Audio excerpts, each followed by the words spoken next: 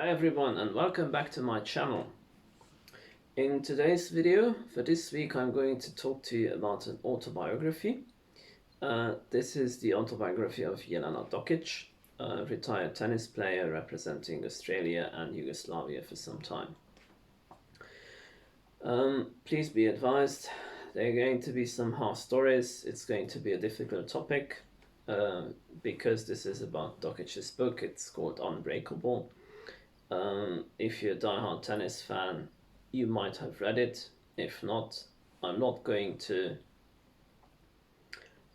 talk about minute details of the book, so I'm trying not to spoil it for you. I'm just going to talk about the way I feel how Dokic's career developed, what she's achieved, and why I think all what she did is so incredibly admirable. And the way she struggled and has come through is something that can be an inspiration to anybody, basically. Alright, so just a few facts about Jelena Dokic as a playing career.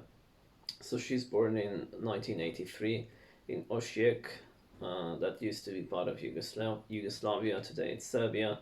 She was 175, right-handed player with a two-handed backhand. She's had 6 WTA titles, 8 ATF titles. She's been a Hopman Cup winner. One of the records was the Rome tournament, so that's probably her biggest win in the year of 2001.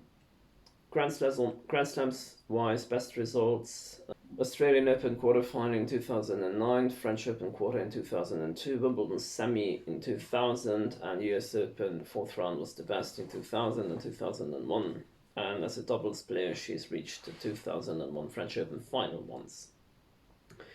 Something what was very important to her, the Olympics, she's managed to reach the semi-finals there and finished in 4th place. Winning record, career record, 348 matches played, 221 lost, and her highest singles ranking in the world was 4, and best in doubles was number 10. So you can see she's been quite successful in beating big names. Her biggest wins probably Wimbledon 1999. That's where she made her big breakthrough when she's beaten Martina Hingis, who was world number 1 and number 1 seed at Wimbledon at that time. During the same tournament, she's beaten Mary Pierce later. She has victories over Venus Williams, Amelie Mauresmo, Arantxa Sanchez Vicario, Monica Seles, who's been basically one of her biggest idols. She has wins over Justina Nan, Jennifer Capriati, Jelena Jankovic, Kim Clijsters, and Caroline Wozniacki as well. So, not too shabby, right? So as I said before, the book itself, here you can see the table of content. It has 22 chapters, and until the chapter 15, it is very detailed. So it does account for almost every single detail of her life. From the point where she was born, where she started playing, how she's gotten to play tennis. It was sort of her father's vision or ambition that he would make her play tennis, because he saw Monica Seles on TV. She was very successful, reaching the semis and finals of slams at a very young age. So he thought that's a good way to come out of wars and get out of poverty. Let's put it like that. He's been very insistent with some coaches. When Jelena was 6, she was from the very first point on very talented. That was evident, and because she was so good, coaches did take her on, even if she was very small. When she was young, she started playing at 6, and basically at the age of 16, so just 10 years later, she was a superstar, successful superstar, and you could see this as a wonderful success story where a family which is living in war times in very disputed territories, a lot of bad things going on. They sort of make it. She becomes a successful tennis player, beats Hingis at Wimbledon, and is a superstar, and that's it. But unfortunately, the story isn't as easy or as light as that. I remember one of the things I liked about tennis very much, and I really started to watch tennis a lot.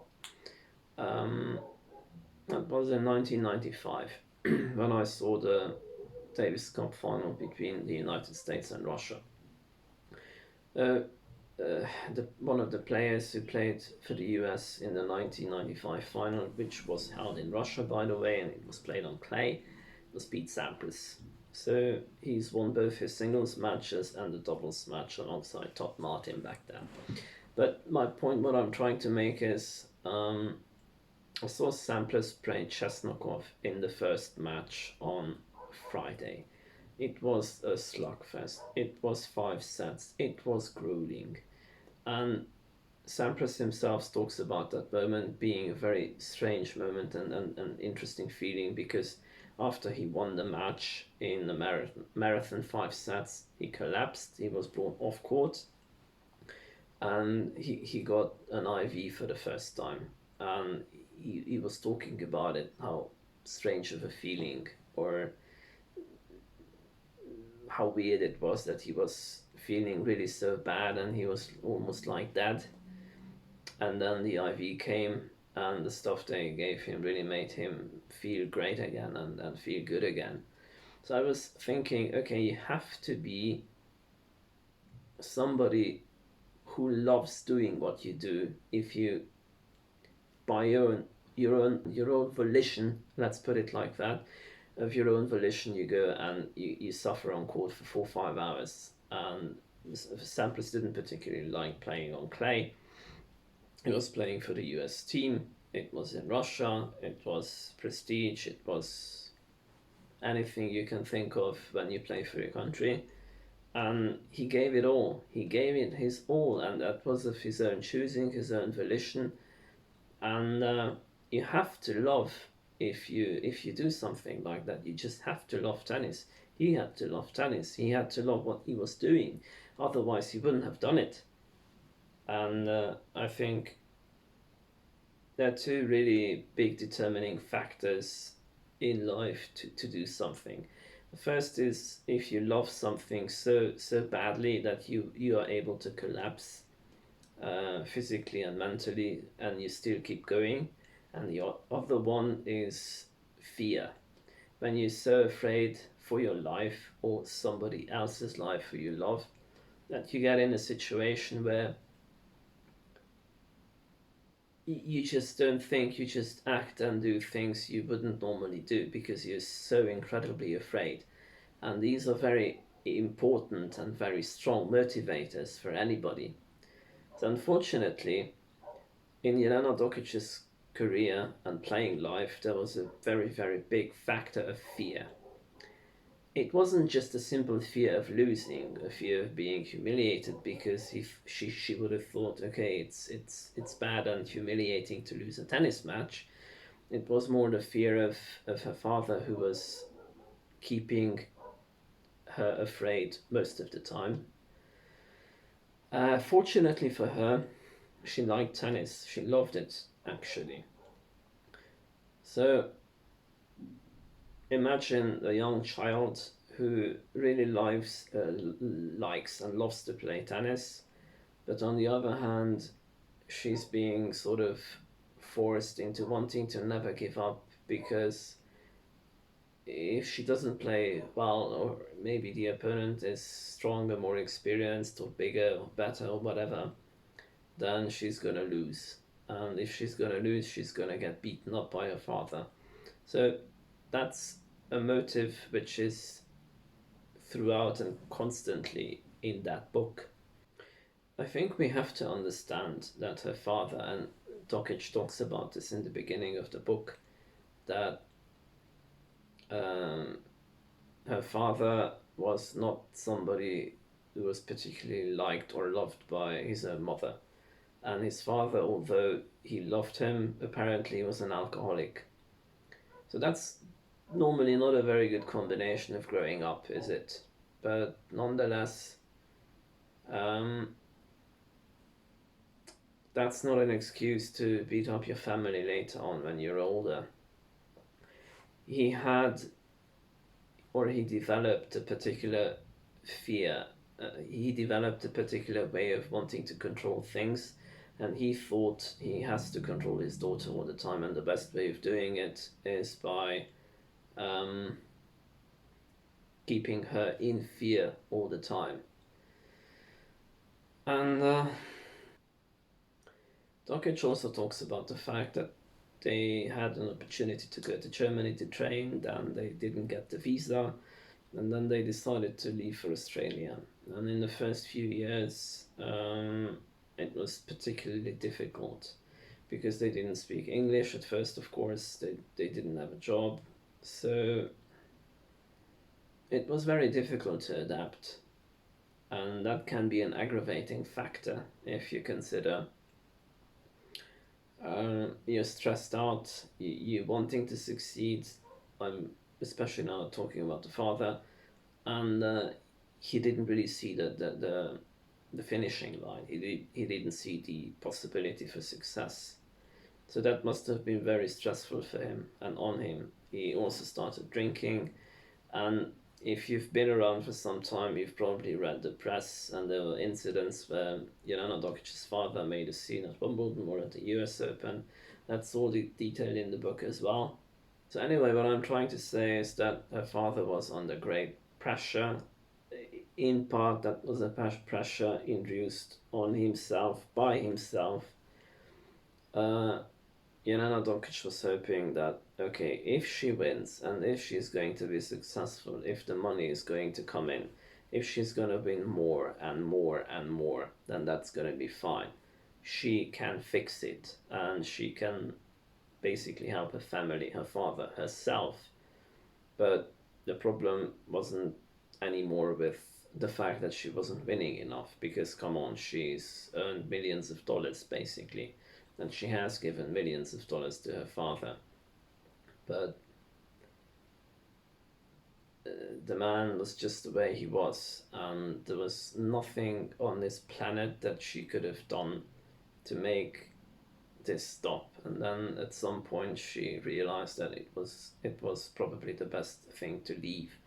But nonetheless, she felt that leaving is also not the best option, because she felt like she was betraying her family. Her father was also controlling in the way that he didn't really let her have friends, not in Australia, nowhere else really, because this is my interpretation of how I see things. I'm not sure if that's really the case, but he was so controlling that he probably knew, that if his daughter wouldn't have other friends she could turn to and she would feel comfortable with them all the time, then she wouldn't be reliant on him, on the father.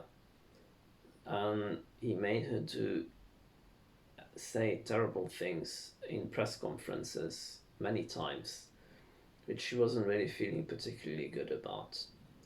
And when I was reading this book and all these horrible events, and she details the way her father has beaten her up, she calls it abuse. It is more than abuse, in my view. That's really terrorizing your family and especially your daughter. Um, I was thinking, okay, if I'm reading this book, and if this has been written down, and at some point, Jelena Dokic must have succeeded in coming out of this complete misery.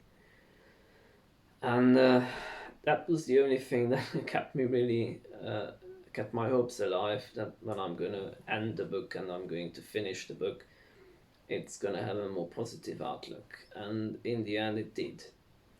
Because she managed, even though she left, and she continuously got hate messages from her father, and he was continuously terrorizing her by that. She had a boyfriend who was very supportive of her, but again, in this controlling way, her father didn't want to have. Her father didn't want her to have that relationship. So again, the controlling thing and not to have friends, to be reliant only on him, that was so not healthy. And even though she left and somehow this whole ordeal was left behind her, it was crushing her soul, so to say, for a long time. It's difficult to realize and to understand that there's actually nothing you can do to fix the situation. You cannot make this family whole again. I think that was something that did hurt her very, very much. And she talks about her depression after leaving the game, and she also had an injury which basically forced her to retire for good at a relatively young age. But now, after having written this book, after having published, and after having gained weight and then having lost that weight again, the way she appears in press and when she's asked to speak publicly about the book, when questions go her way, you really see that she's so focused and apparently clear-minded. Um, I almost think that's sort of a miracle, and I'm so happy for her that she's done it, and I'm so happy that she does tell the story, and she continues telling the story, and she does endure the fact that all these memories come back repeatedly on a weekly or monthly basis because she does talk about them. I think that that takes tremendous bravery and courage. And on a personal note, I'm happy for me and for myself that Jelena Dokic has written that book, and she did share this story with the world. So what I'm attempting here is to pay tribute to that and thank her for having done that. Okay, in the end, this gloomy story does end on a more positive note. On the other hand, if you enjoyed my view on this autobiography and the way I've described it, please comment below what you liked, what you didn't. I'm happy to receive all the critique.